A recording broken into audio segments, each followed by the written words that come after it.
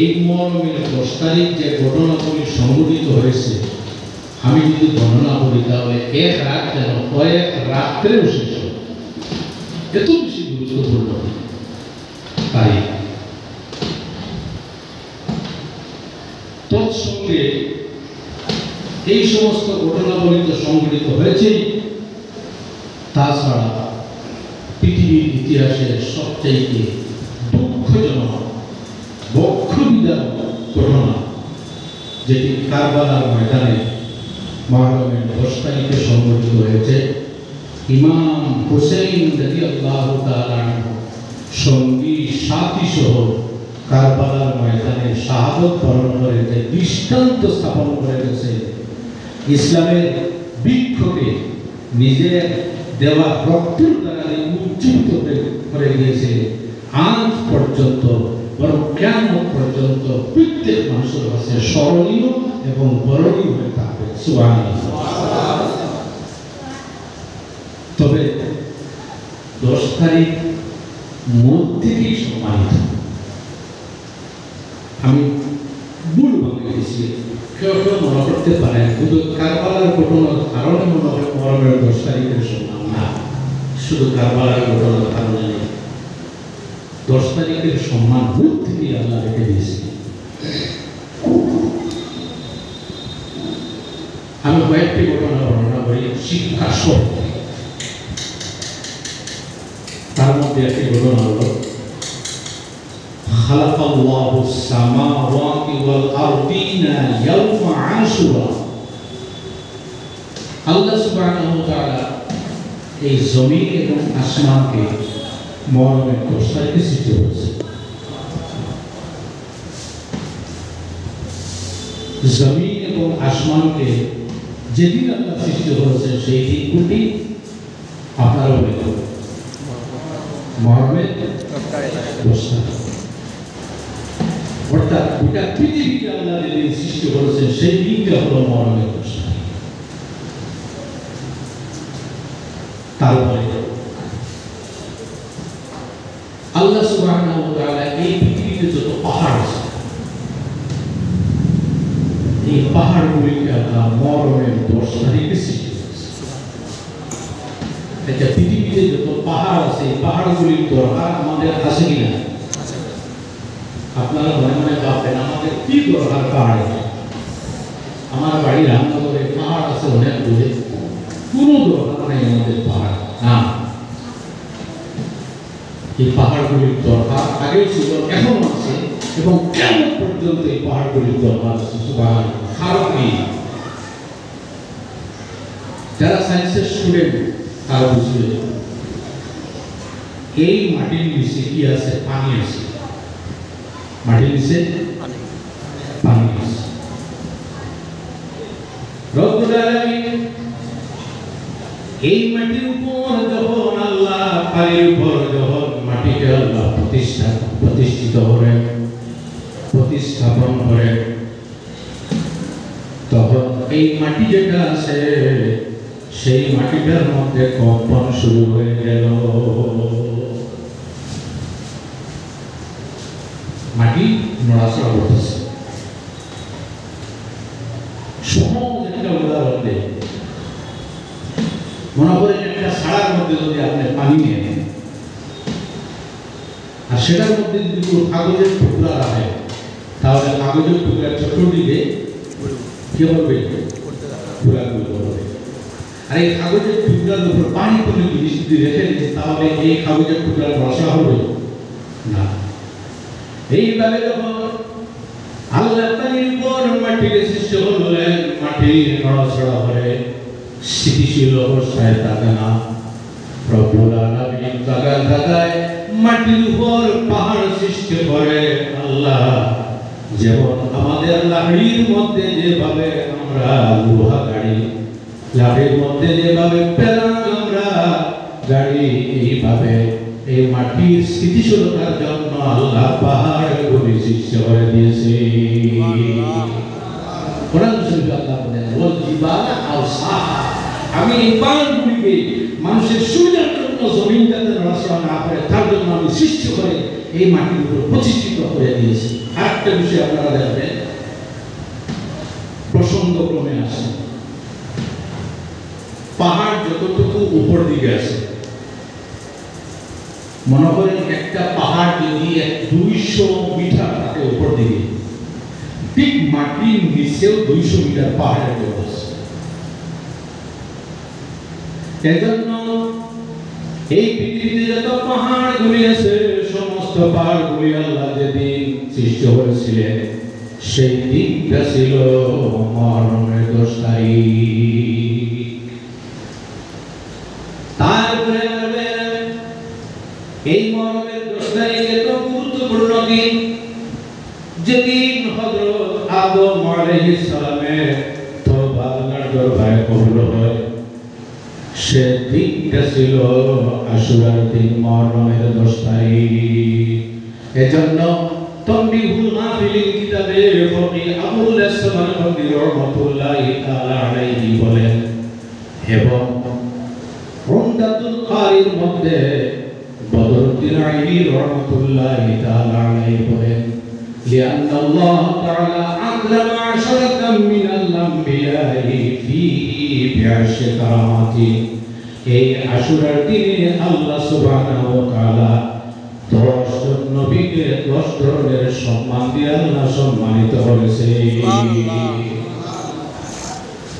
আরেকটা জিনিস বুঝাই দিই, আশুরা এই শব্দটার উৎপত্তি আশর শব্দ থেকে। আশার শব্দের অর্থ 10, আর আশুরা হলো 10তম দিন। কারণ আল্লাহ সুবহানাহু ওয়া তাআলা এই দিনে 10 জন নবীকে আল্লাহ 10 ধরনের বুজুর্গ দিয়েছিলেন, যার জন্য এটার নাম হলো ইয়াউমে আশুরা। এই 10 জন নবীর মধ্যে একজন নবী হলেন হযরত আদম আলাইহিস সালামের তওবা আল্লাহ এই আশুরার দিনে কবুল করেছিলেন। একটা ভুল ধারণা আমাদের মধ্যে, যে আমরা মনে করি যে গুনাহ করার পরে বলে তওবা করতে হবে। আমরা একটু সামনে দিকে বসে, আমার সামনে বসে ভালো, একটু সসরে গুনাহ করার পরে তওবা করতে লাগে তাই নয়। তওবা হলো একটি ইবাদত।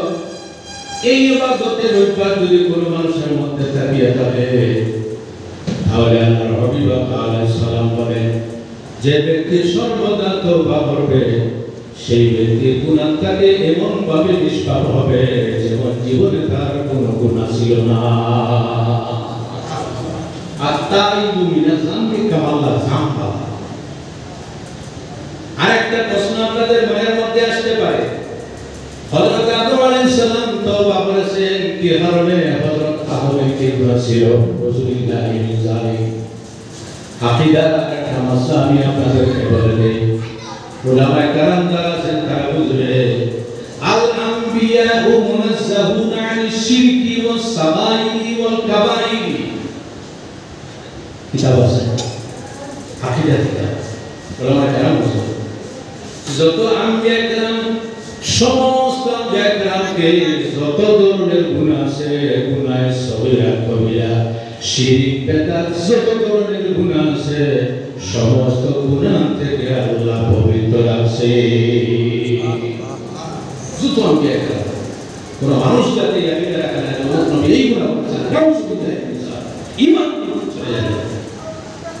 এখন প্রশ্ন হলো, আদম আলাইহিস সালাম কোন হালাতে তওবা? প্রশ্ন আসে কিনা? জোরে বলেন, আসে কিনা? হযরত আদম আলাইহিস সালাম রহস্যজনক একটা ভুল করে ফেলেছিলেন। রহস্যজনক ভুল, হারাম নয়, মাকরুহ। কোনটা? মাকরুহে তানজিহি, হারাম নয়। এই ভুলটা হলো রহস্যজনক ভুল।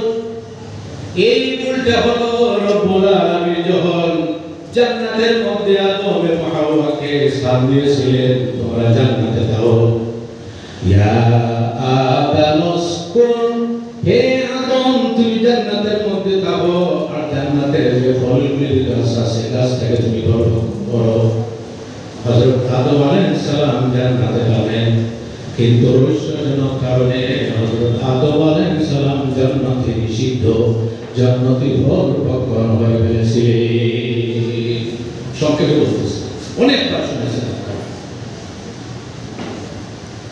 নিষিদ্ধ জান্নাতি ফল ভক্ষণ হয়ে ফেলেছে। আল্লাহ নিষেধ করেছে, ফালা তাকরাবা হাযিহি শাজারাতা ফাতাকুনা মিনাজ জালিমিন। হে আদম, এই নিষিদ্ধ গাছের নিকটে যাইও না। ফাতাকুনা মিনাজ জালিমিন, যদি এই গাছের নিকটে গিয়ে ফল ভক্ষণ করো তাহলে ফাতাকুনা মিনাজ জালিমিন, আপনি সীমা লঙ্ঘনকারী মানুষের অন্তর্ভুক্ত হয়ে যাবে। আল্লাহ নিষেধ করেছে। আমরা লজিকটা আপনারা ভালোভাবে বুঝবেন। আল্লাহ নিষেধ করেছেন ফল ভক্ষণ করবেন, আর ফল ভক্ষণ যদি না বলেন আর জন্নত থেকে যদি বাইরে না হন, তাহলে এই যে হাজার হাজার মানুষ পৃথিবীতে আসতে পারবে? বলেন আপনারা। আজকে আপনি, আমি, অমুক অমুক, এই সেই, আমরা যারা দুনিয়াতে এসেছি, হযরত আদম যদি জান্নাতে থাকতেন তাহলে আমরা আসতে পারতাম? উত্তর দেন না আপনারা।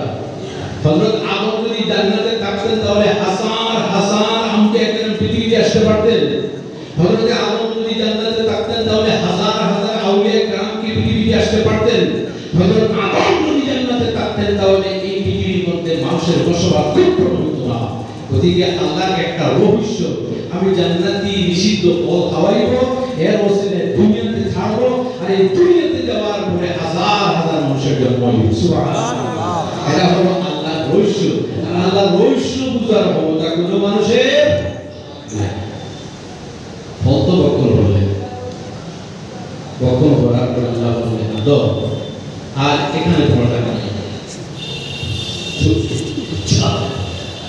আসলে একটা বাহানা, একটা সোর্স জান্নাত থেকে বের হলো। আল্লাহ সুবহানাহু ওয়া তাআলা হযরত আদমকে আল্লাহ সরাত দ্বীপে, শ্রীলঙ্কা সরাত দ্বীপের মধ্যে আল্লাহ পাঠিয়ে দিলেন, এবং হযরত হাওয়া আলাইহিস সালামকে আল্লাহ জিদ্দায় পাঠিয়ে দিলেন। আপনারা যদি যেতাম তাহলে জিদ্দার মধ্যে হযরত মা হাওয়া আলাইহিস সালামের কবর মুবারক এখন পর্যন্ত আছে। যাই বলতো কখন পড়লে 350 বছর পর্যন্ত আল্লাহর দরবারে কান্নাকাটি হবে, কিন্তু দোয়া তওবা কবুল হয় না। রহস্য আছে, রিলেটেড বিষয় আছে, প্রত্যেকটা কাজের মধ্যে রহস্য আছে। আমরা তো সাধারণভাবে শুনবো এই কি কাজ করলেন, এই না সেই না, এই কাজগুলির মধ্যে কি আছে? রহস্য। এই দুনিয়াতে আসার পরে তওবা করে, কিন্তু আল্লাহর দরবারে তওবা কবুল হয় না। শেষে আল্লাহর পক্ষ থেকে হযরত আদমের অন্তরের মধ্যে আল্লাহ কয়েকটি কথা শিখাইয়া দিলেন। কোরআন শরীফে বলে, যাদের আয়াত জানা আছে আমার সঙ্গে আপনারা তিলাওয়াত করবেন। ফাতালাক্কা আদামু মির রাব্বিহি কালিমাতিন ফাতাবা আলাইহি ইন্নাহু হুয়াত তাওয়াবুর রাহিম।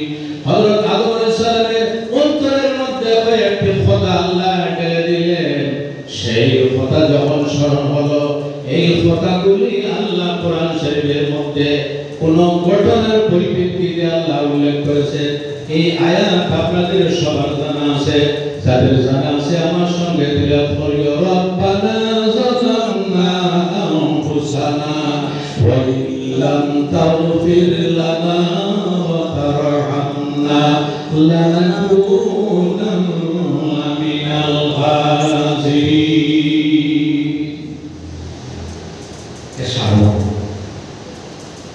কি আল্লাহ ঘটনা দেখাই দিলেন?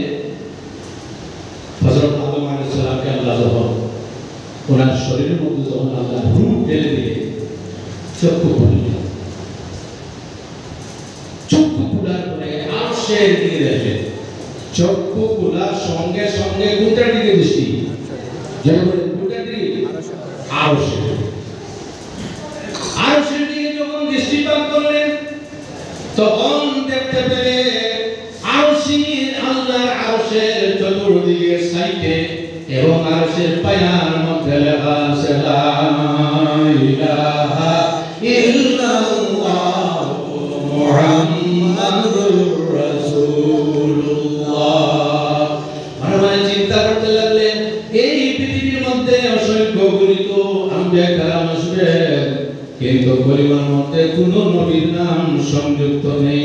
মুহাম্মদ সাল্লাল্লাহু আলাইহি ওয়াসাল্লামকে ওনার নাম আল্লাহর কলিমার সাথে সংযুক্ত আছে, নিশ্চয় তিনি সবচাইতে সম্মানিত হবেন।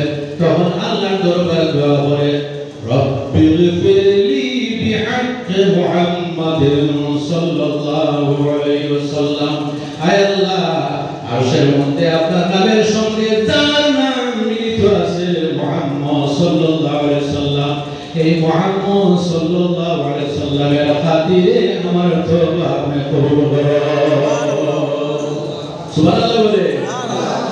তাহলে বুঝা গেল আমার ভাইয়েরা, যদি কোনো মানুষ দোয়ার মধ্যে যদি ওসিলা গ্রহণ করে তাহলে ওসিলা গ্রহণ করা যাইতেছে। ওসিলা গ্রহণ করা ওসিলা গ্রহণ করা যাইতেছে। আল-ফাজের ওসিলা গ্রহণ করা যাইতেছে। কোন ভালো মানুষের ওসিলা গ্রহণ করা যাইতেছে।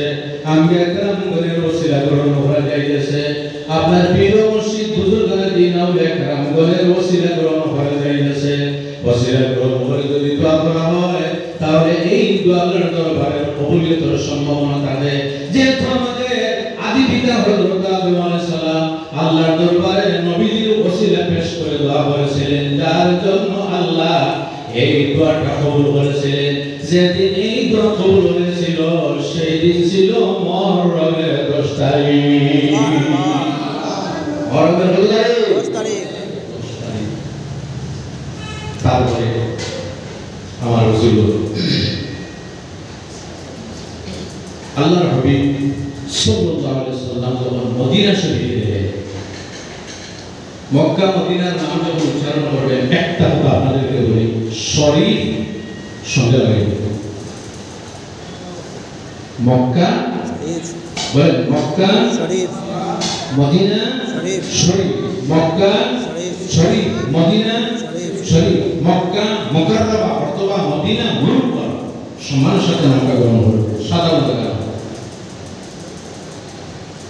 হযরত আমাদের নবী আবা আলাইহিস সালাম যখন মদিনা শহরে তশরিফ নিলেন, শহরে যাওয়ার পরে ইহুদি সম্প্রদায় দ্বারা তাদেরকে দেখতে পেলেন। হাদিসে বর্ণিত লাম্মা কাদিমান নবী সাল্লাল্লাহু আলাইহি ওয়াসাল্লাম আল মদিনা ফারাআল ইয়াহুদা ইয়াসুমুনা ইয়াউমা আশুরা। আল্লাহর হাবিব মদিনা শরীফে যাওয়ার পরে দেখতে পেলেন ইহুদি যারা আছে তারা মুহররমের 10 তারিখ রোজা রাখে। আল্লাহর হাবিব জিজ্ঞাসা করলেন, তোমরা মুহররমের 10 তারিখ কি কারণে রোজা রাখো? তখন তারা উত্তর দিল, আমরা বিজয় দিবস হিসাবে পালন করি। কি দিবস? বিজয় দিবস। কি দিবস? বিজয় দিবস। ভালোভাবে বুঝবেন কিন্তু আমরা বিজয় দিবস হিসাবে পালন করি। বিজয় দিবস কি? এখন আমি যেখানে সামনে লাগবে ঘটনা, তারপরে আপনারা বুঝবেন। এই পৃথিবীর মধ্যে একটা বাদশা ছিল, মিশরের বাদশা, তার নাম ছিল ফেরাউন। মিশরের বাদশা, তাদের উপাধি হলো ফেরাউন। আর ফেরাউনের আসল নাম ছিল ওয়ালিদ। এই ফেরাউন কিন্তু প্রতাপশালী বাদশাদের মধ্যে থেকে একজন বাদশা ছিল।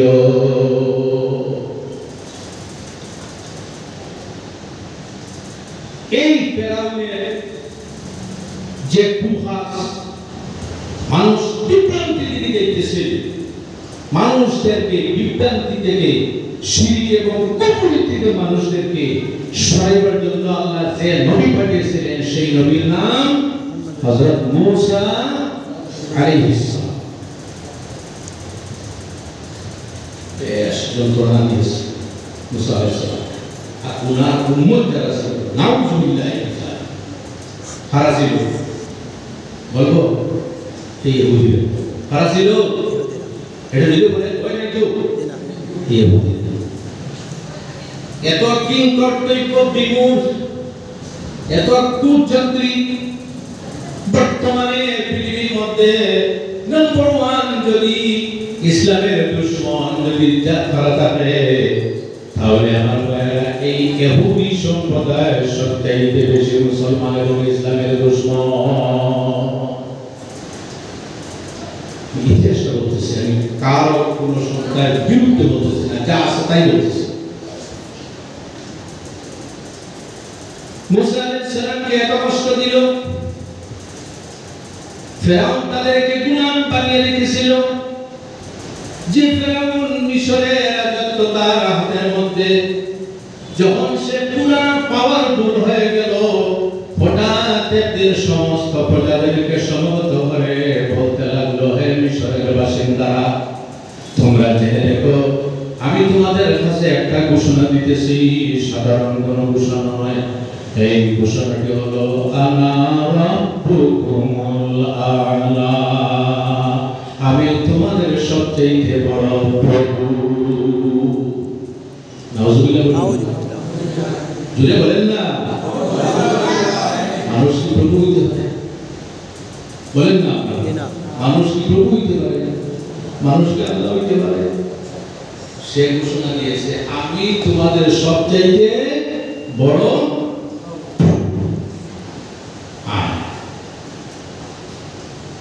মিশরের মানুষ তার জুলুম অত্যাচারের দ্বারা স্বীকার করে নিল, আপনি আমাদের বড় প্রভু।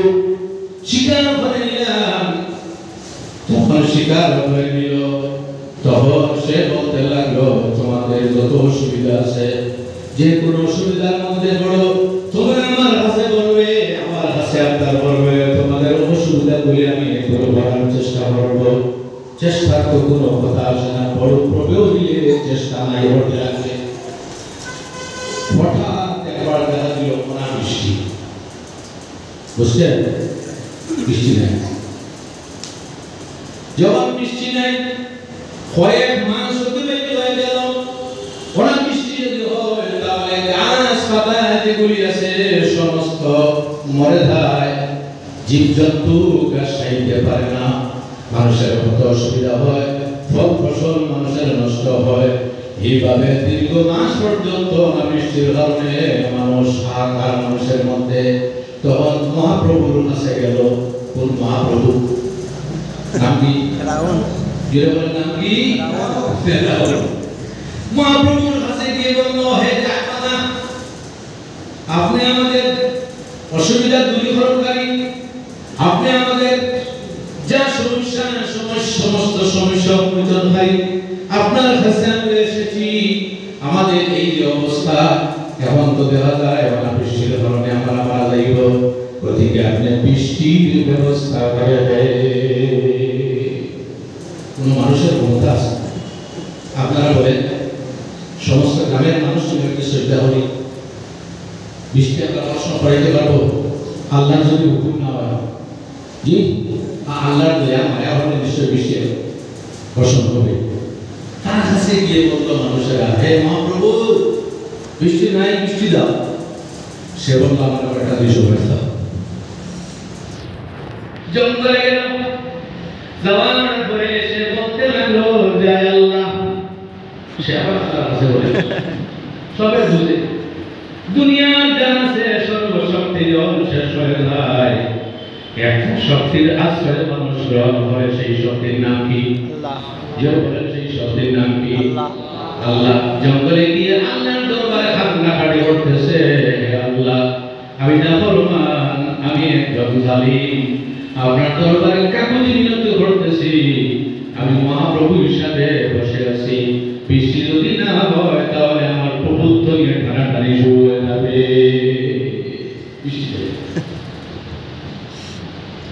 আল্লাহ তো আল্লাহ, জালিমেরও আল্লাহ, আমিরেরও আল্লাহ, দলিলও আল্লাহ, গরিবেরও আল্লাহ, হ্যাঁ সবার আল্লাহ। আল্লাহ সবার কথা শোনেন, শোনেন কিনা?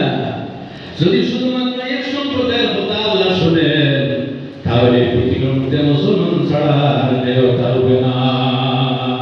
আল্লাহ সবার জন্য আল্লাহ রব্বুল আলামিন।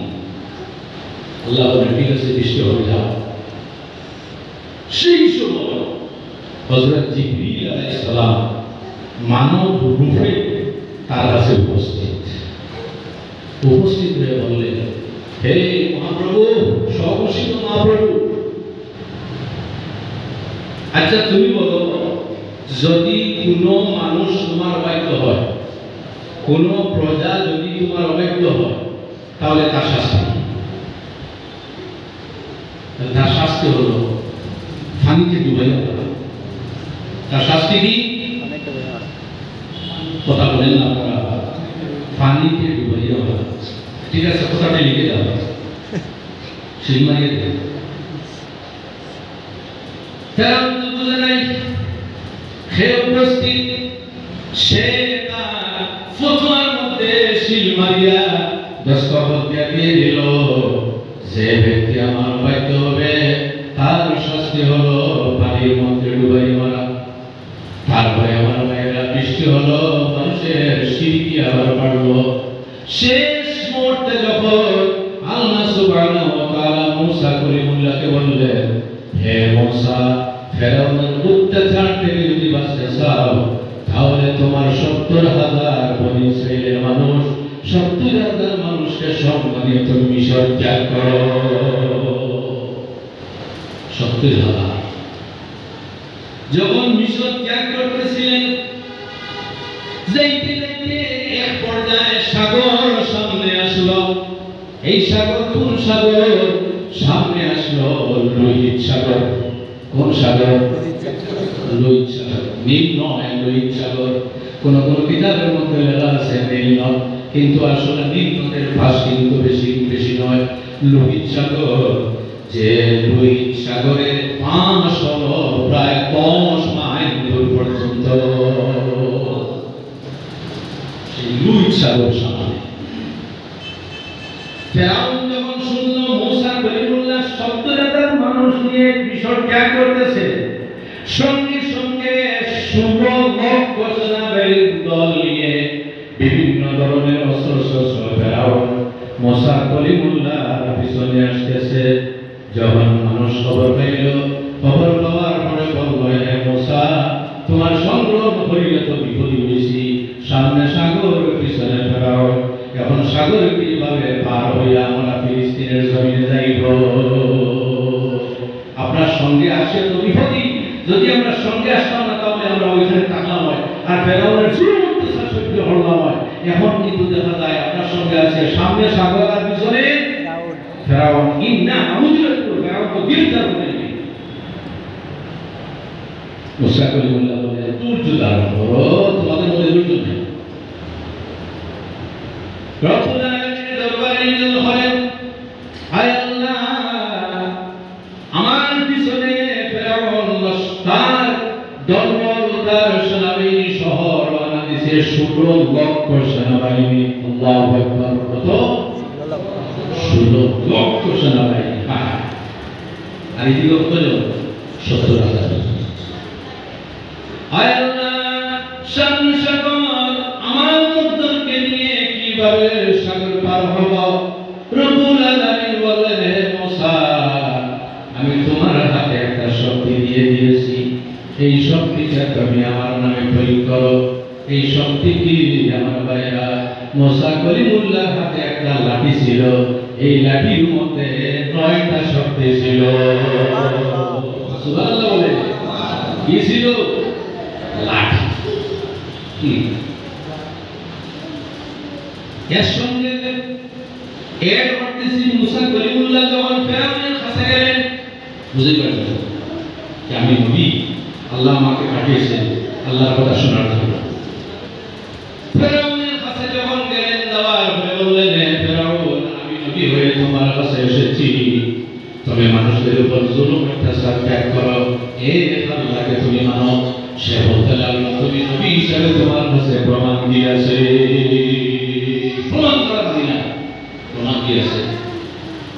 আল্লাহর কাছে চাইবেন, আল্লাহ এত প্রমাণ চাও, বলে তোমার হাতে প্রমাণ আছে, তোমার যে লাঠি যেটা আছে, এই লাঠিকে একবার ছেড়ে দাও। মুসা কলিমুল্লাহ লাঠি ছেড়ে দিয়ে, লাঠি ছাড়ার সঙ্গে সঙ্গে আমার ভাইয়েরা এমন বড় অজগর সাপ হয়ে গেল যে অজগর সাপ মুখ খুলে ফেরাউনের দিকে অগ্রসর হতে লাগলো। আল্লাহু আকবার। এই অজগর সাপের মুখ খুলিয়া ফেরাউনের দিকে অগ্রসর হওয়া দেখি হাজার হাজার মানুষ দৌড়িয়ে পড়েছে। সাপ, অজগর সাপ ফেরাউনের সামনে তখন গেল। তখন ফেরাউন বলতেছে, মুসা তোমার সাপ সামনে দাও, আমি মানবো তোমার সাপটা সামনে ছড়াতে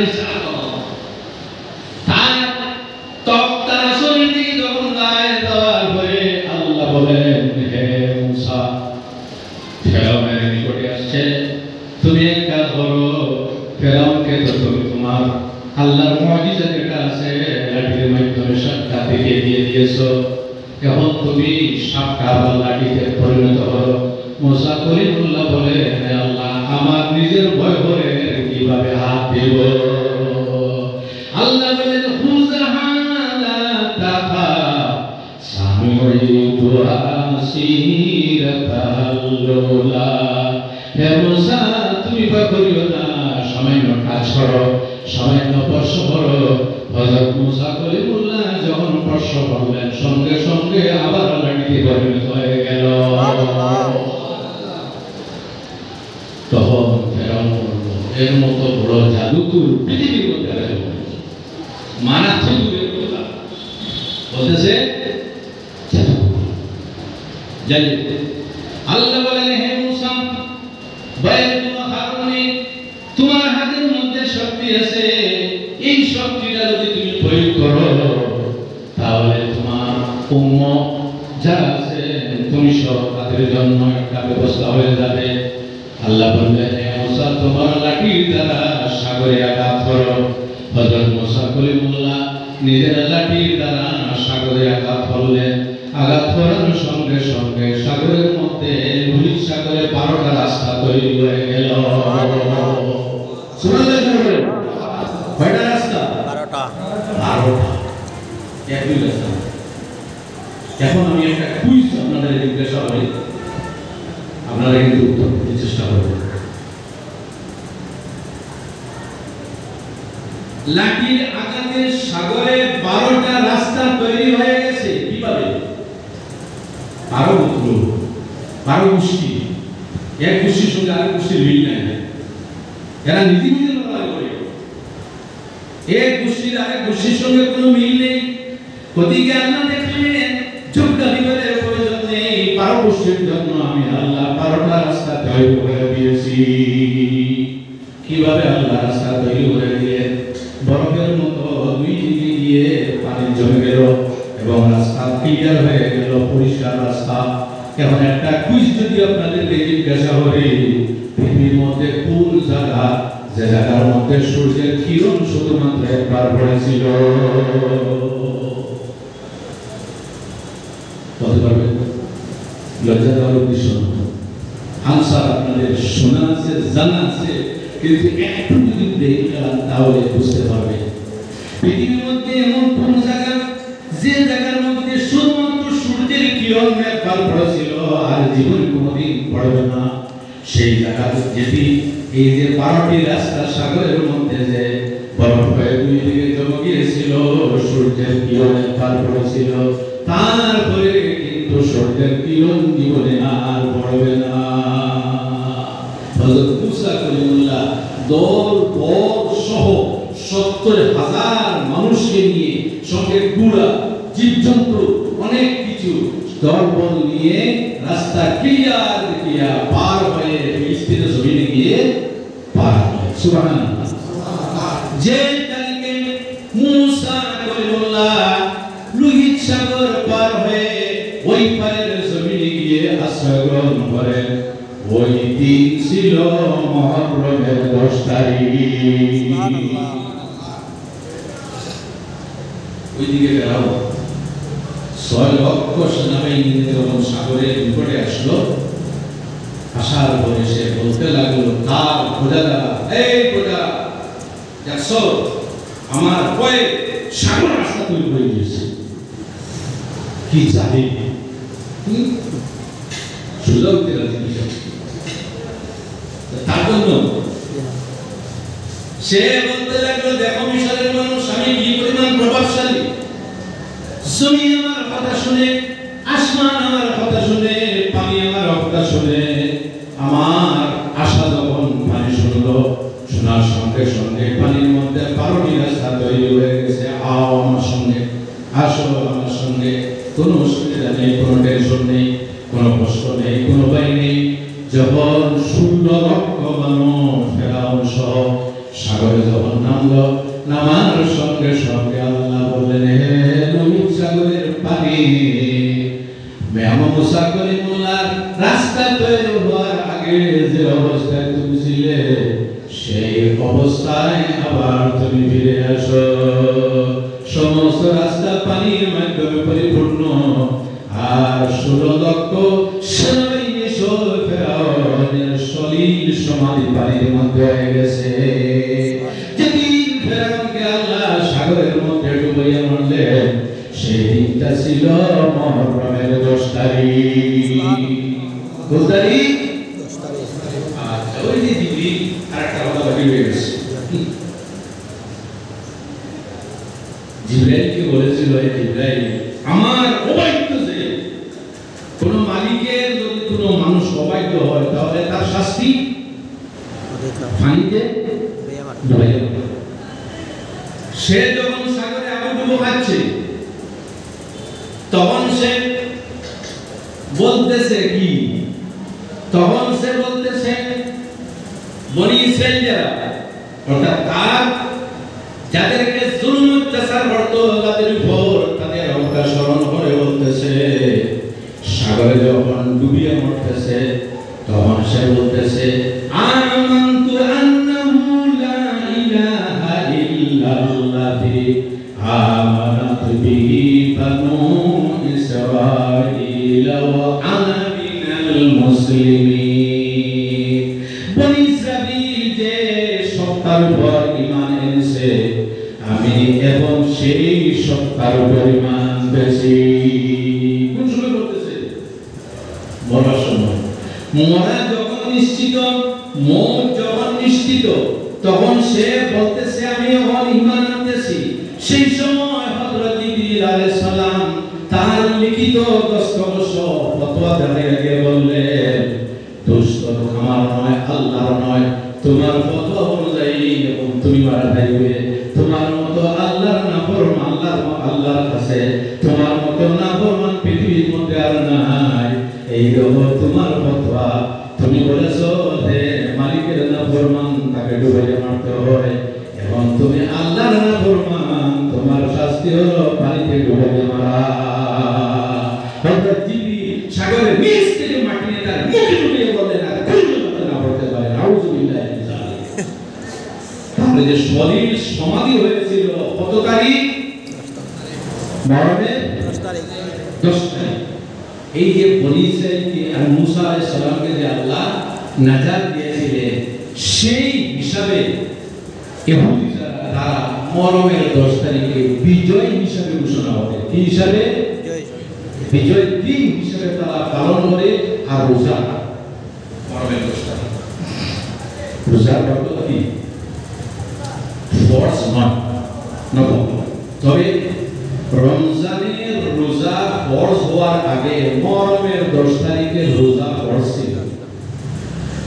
রমজানের রোজা ফরজ হওয়ার আগে মুহররমের 10 তারিখে রোজা ফরজ ছিল। এই রোজার ফজিলত এখন পর্যন্ত আছে, তার সওয়াব এখন পর্যন্ত আছে। কতটুকু সওয়াব? আল্লাহর হাবিব বলেন, মুহররমের 10 তারিখ যদি কোনো মানুষ রোজা রাখে, তাহলে বিগত 1 বছরের এবং সামনের 1 বছরের গুনাহ সব আল্লাহ মাফ করে দেন। সুবহানাল্লাহ। ফরজ নয়, মুস্তাহাব যদি রাখেন তাহলে ভালো। আল্লাহ নবী এখন আবার আমার আগের টপিকে আসে। আল্লাহ নবী বললেন, তোমরা মুহররমের 10 তারিখে কি কারণে রোজা রাখো? তারা বললেন, মুহররমের 10 তারিখে বিজয় দিবস হিসাবে আমরা পালন করি।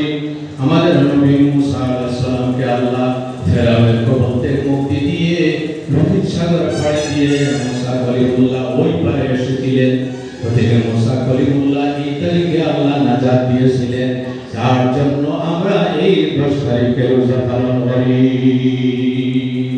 তখন আল্লাহর হাবিব বললেন, নাহনু আহাক্কু বিমূসা মিনকুম, আমি নবী মুসা কলিমুল্লাহ নিকটবর্তী সবচেয়ে বেশি আমি, যেহেতু তোমরা নবী নয়, এর নবী অন্য নবীর বাদ, ওদিকে মুসা কলিমুল্লাহর সঙ্গে সম্পর্ক আমার বেশি।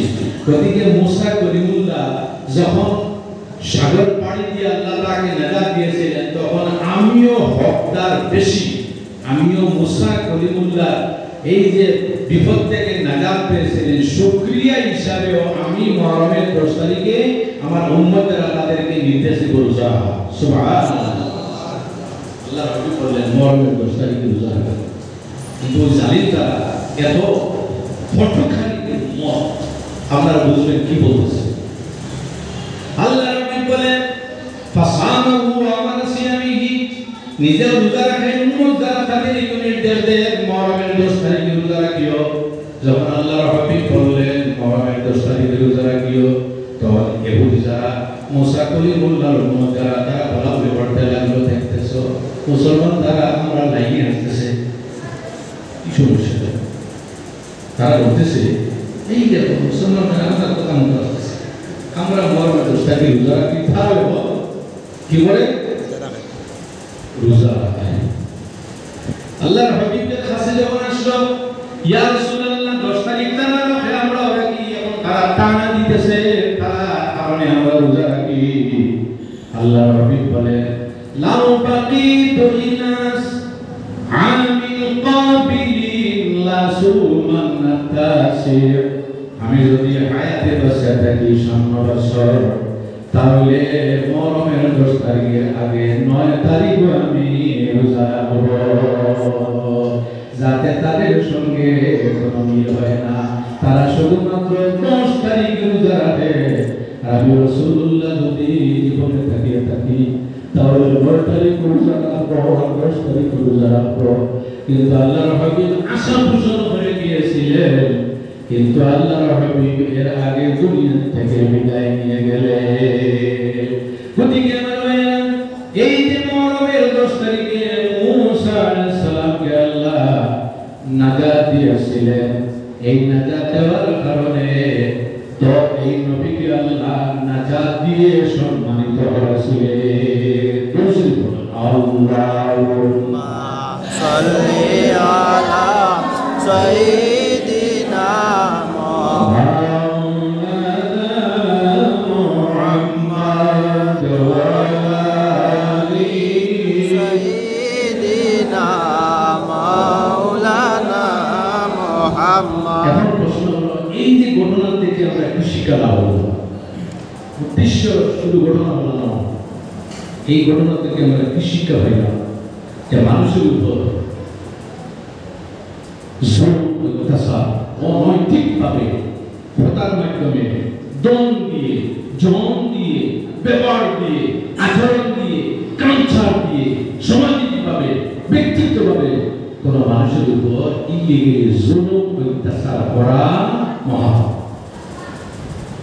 বুঝতেছেন আমার ভাই?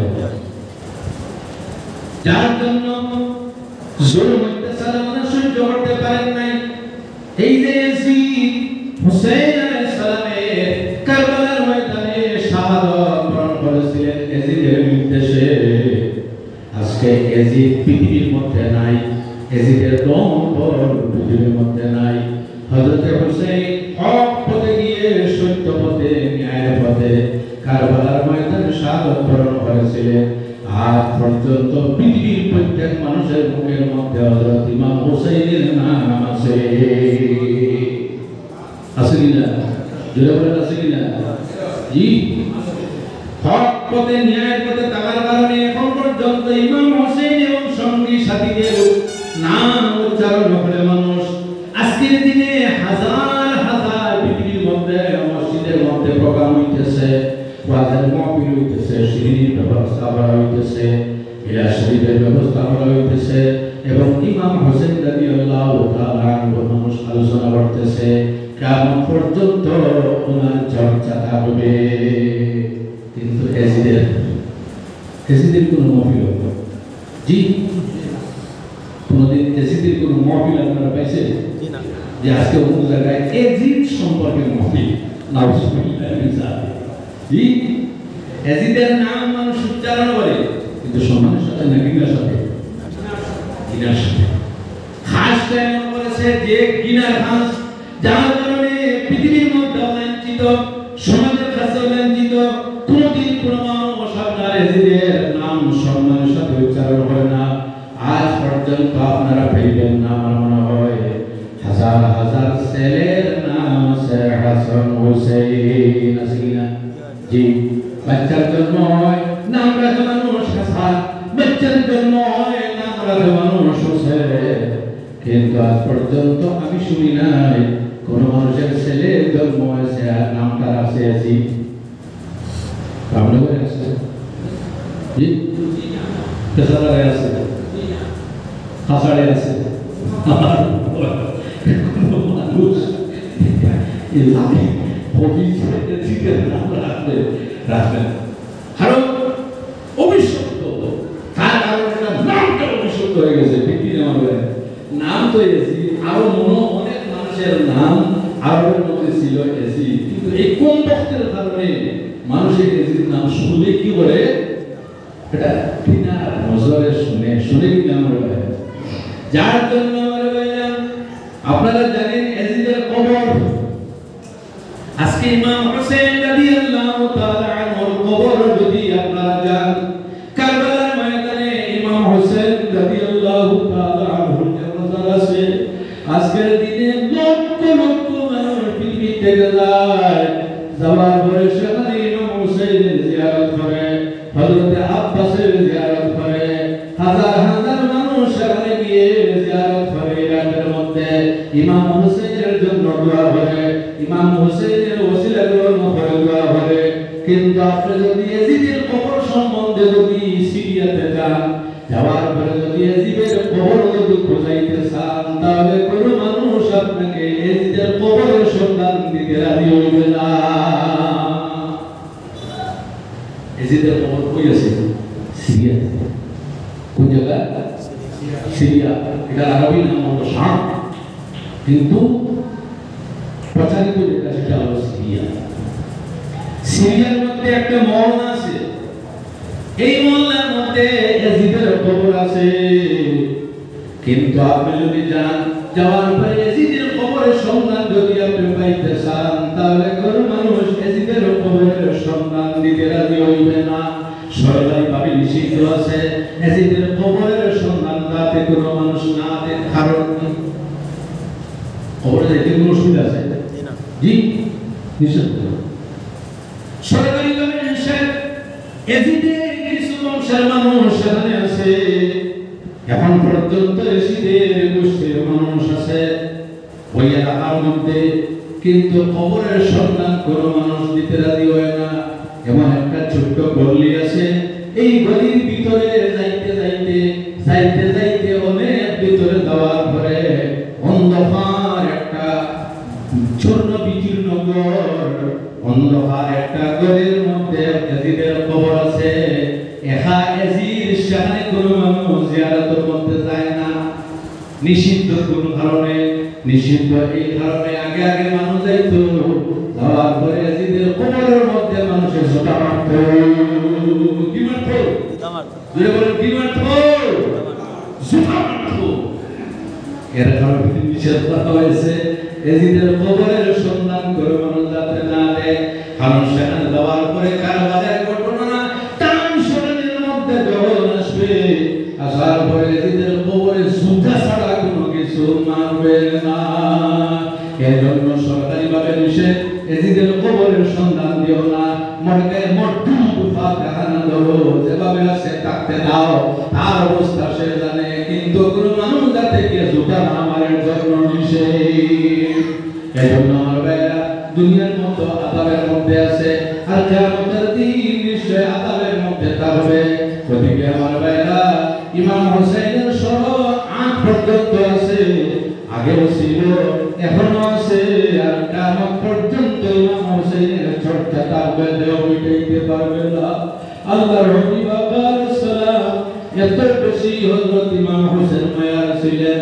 আমার ভাইরা একটা কথা আমি বলি, একদিন রাসূলুল্লাহ এক খাটের উপর ইমাম হোসেন আর এক খাটের উপর নবীর ছেলে হযরত ইব্রাহিম আলাইহিস সালাম। ওই ইব্রাহিম নয়, নবীর এক ছেলে, এক সাহাবা, তার নাম হলো ইব্রাহিম। এক খাটে ইমাম হোসেন, আরেক খাটে নবীর ছেলে ইব্রাহিম। আল্লাহর হাবিব উভয়কে চুমু দিয়ে দিয়েছেন। রাস্তার মধ্যে যাওয়ার পরে হযরত জিবরিল উপস্থিত। হযরত জিবরিল আলাইহিস সালাম উপস্থিত হয়ে বলতে লাগলেন, ইয়া রাসূলুল্লাহ, আল্লাহর তরফ থেকে একটা সংবাদ নিয়ে আমি এসেছি। এই সংবাদটি হলো আপনার এক কাঁধে আপনার হরিণের টুকরা ফাতিমার নয়নমণি ইমাম হোসেন, আর এক কাঁধের মধ্যে আপনার হরিণের টুকরা ইব্রাহিম। এই দুইজন থেকে যে কোনো একজন কিন্তু আল্লাহর নামে দিতে লাগবে। কোনজন দিবেন আপনি বলেন? এই যে দুইজন, এই দুইজন থেকে যে কোনো একজন আল্লাহর নামে দিতে লাগবে। আল্লাহর হাবিব যখন শুনলেন, শোনার পরে হতভম্ব হয়ে গেলেন, আমি কাকে দিব আর কাকে রাখব। শেষে আল্লাহর হাবিব সিদ্ধান্ত নিলেন, আমি যদি হুসাইনকে দিয়ে দেই তাহলে আমার মেয়ে ফাতিমাতুজ জাহরার খলিজা কিন্তু বেঁচে যাবে। আমার মা, আমার মেয়ে ফাতিমা সহ্য করতে পারবে না। যদি আমি হুসাইনকে আল্লাহর নামে দিয়ে দেই, হ্যাঁ আমি কিন্তু আমার ছেলে ইব্রাহিমকে দিয়ে দিতে পারি, আমি সহ্য করে নিব, কিন্তু হোসেনকে দেওয়াটা কিন্তু আমি সহ্য করতে পারবো না। সামান্য দিন পরে হযরত ইব্রাহিম আলাইহিস সালামের ইন্তেকাল হয়ে যায়।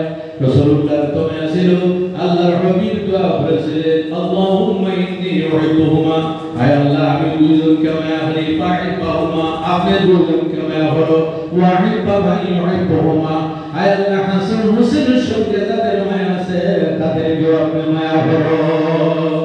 এজন্য আমার ভাইয়েরা, পালমাস বললে পৃথিবীতে মানুষ অমর হয়ে থাকে, এইভাবে অমর হয়, মানুষ তার নাম উচ্চারণ করে, মানুষ তার জন্য সওয়াব পৌঁছায়। আজকে হাজার হাজার মানুষ বিভিন্ন ধরনের ব্যক্তিগতভাবে সিঁড়ির ব্যবস্থা করতেছে, মসজিদের মধ্যে সিঁড়ির ব্যবস্থা করতেছে এবং বর্তন করতেছে।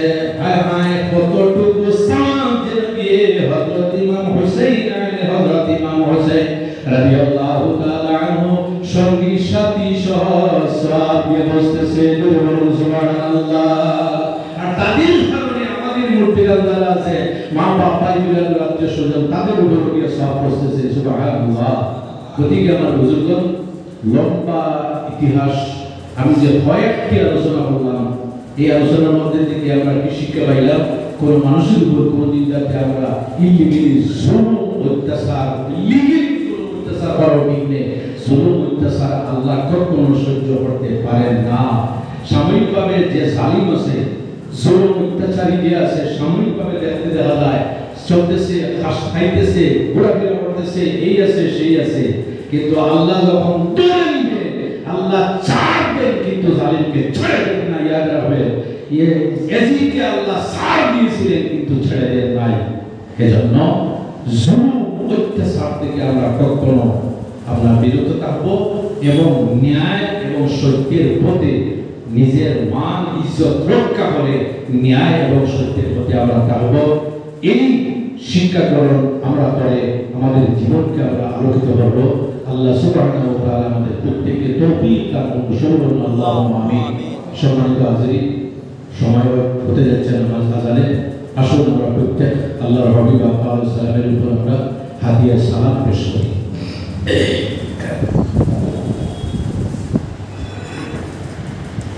মুস্তাফা জানে রহমত বেলা কো সালাম শমে বজমে জুড়ে হিদায়ত পেলা কো সালাম মুস্তাফা জানে রহমত বেলা কো সালাম শমে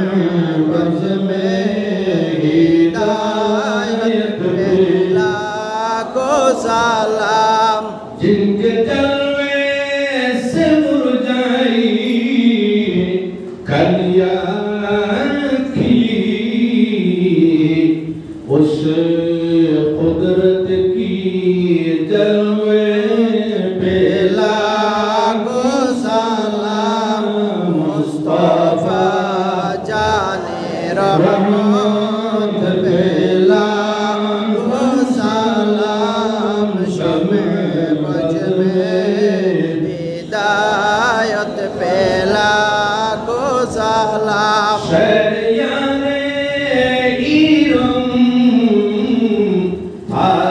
ताजदारे हरम नौबारे शफाअत पेला को सलाम मुस्तफा जाने रहमत पेला को सलाम शमे बज में हिदायत पेला को सलाम जिनके माथे शफाअत का सहरा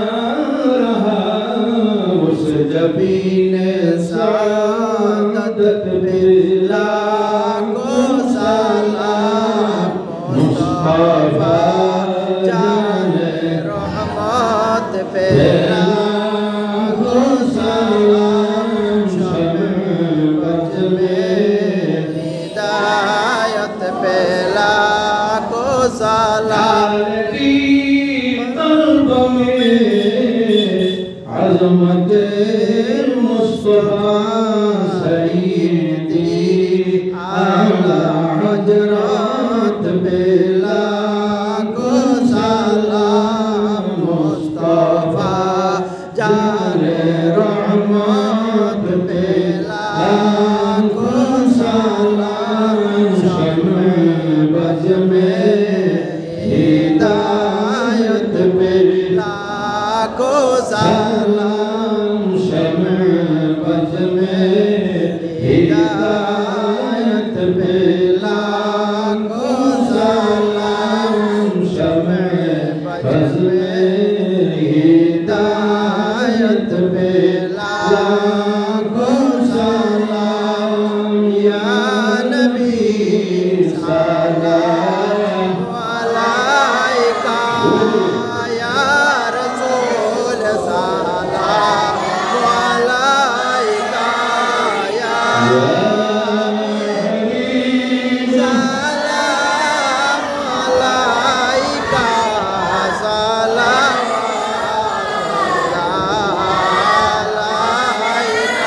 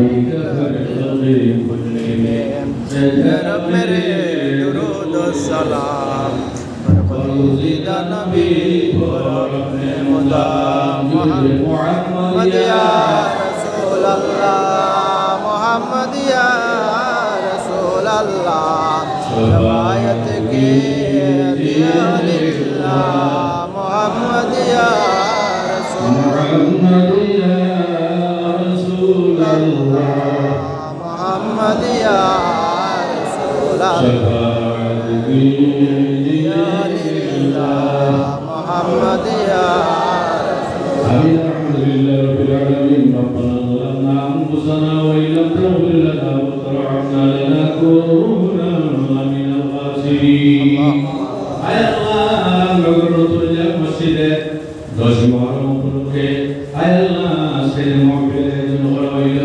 আয় আল্লাহ এই মাহফিলের জন্য যারা সাহায্য সহযোগিতার হাত বাড়িয়ে দিল আয় আল্লাহ যেভাবে হোক যারা সাহায্য সহযোগিতা করলো আয় আল্লাহ তাদেরকে দুনিয়া এবং আখিরাতে আপনি সাহায্য করে দাও আয় আল্লাহ শিরিনের ব্যবস্থা করা হয়েছে আমি নগণ্য আপনার বন্দাদের সম্মুখে মহরম উপলক্ষে আলোচনা করলাম আয় আল্লাহ নিশ্চয় আপনি মওলা সাবধান হবে সর্বপ্রথমে আপনার নামদার হুজুর পুরুষ সাল্লাল্লাহু আলাইহি ওয়াসাল্লামের জন্মতে আগে ওনার সাথে আমি বলছিলাম আয় আল্লাহ আপনার হাবিবের প্রতি হযরত আদম আলাইহিস সালাম থেকে আরম্ভ করে পর্যন্ত যারা কবরবাসী হয়ে গেছেন আয় আল্লাহ তাদের আরওয়াহকে বরকত বলছে আয় আল্লাহ বিশেষ করে যত শুহাদায়ে কেরাম আছে শুহাদায়ে উহুদ শুহাদায়ে বদর শুহাদায়ে কারবালা শুহাদায়ে খান্দক বিশেষ করে শুহাদায়ে কারবালার জমিনে সারা জাহাদ করণ করেছে আল্লাহ তাদের আরওয়াহকে বরকত সব পৌঁছে দিয়ে আয় আল্লাহ তাদের দরজে মনে গর্বিত করে দাও আল্লাহ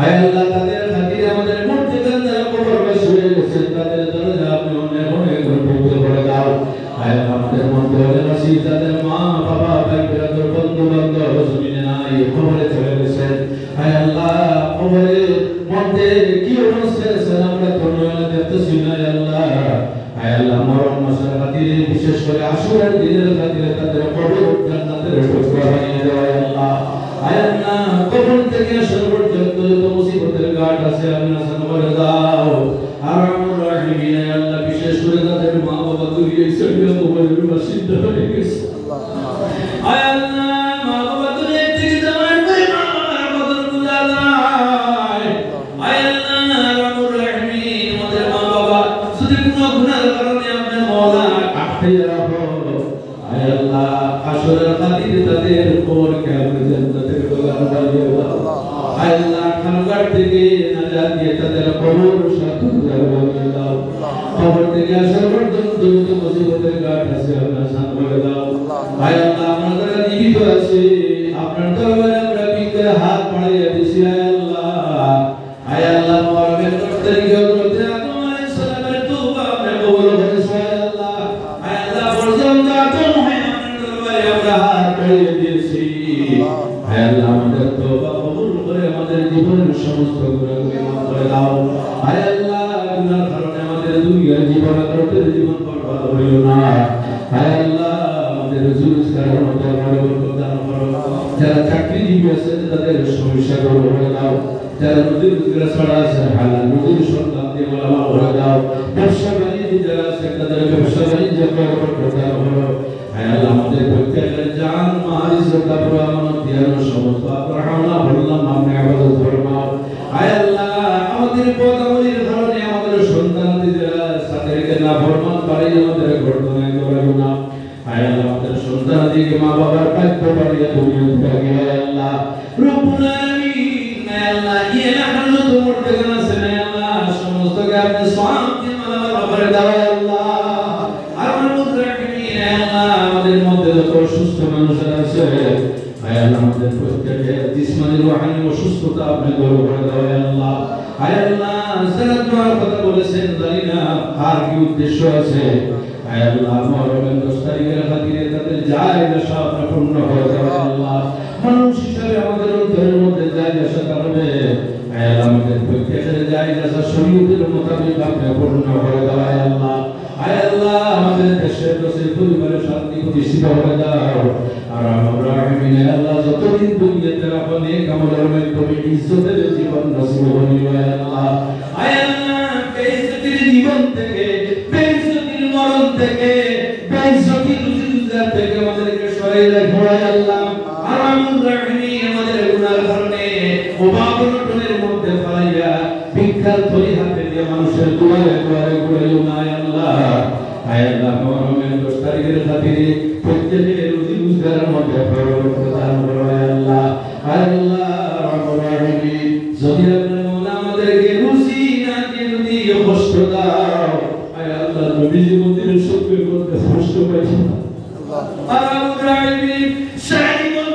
উম্মতের দুঃখে নয়ন করে ঘুমান নাই উম্মতের দুঃখে পেট করে খান নাই আয় আল্লাহ আমাদের বদলের কারণে আমাদের নবীকে আর খান নাই আয় আল্লাহ আর রহিম মা বোনেরা আমাদের দোয়ার সঙ্গে হাত উঠিয়েছেন তাদের ক্ষমা করে দাও আয় আল্লাহ অনেক মেয়েরা আছে উপযুক্ত হিসাবে বাড়ির মধ্যে বসে আছে আয় আল্লাহ তাদের জন্য উপযুক্ত ঘরের ব্যবস্থাটা করে দাও আয় আল্লাহ যারা আজকে রোজা রাখছে আগামীকাল করে রাখবে আয় আল্লাহ তাদের রোজা আপনি কবুল ফরমাও আয় আল্লাহ রোজার বরকতে আয় আল্লাহ জীবনের সমস্ত গুনাহগুলি মাফ করে দাও আয় আল্লাহ যারা কোন দিন মালাকুল মউতের সম্মুখীন হইব আয় আল্লাহ যাওয়ার মালাকুল মউত আমাদের জানের উপর হাত রাখবে তাকে আপনার হাবিব আলাইহিস সালাম আমাদের সম্মুখে রাখিও আয় আল্লাহ নয়ন ভরে দেখাইও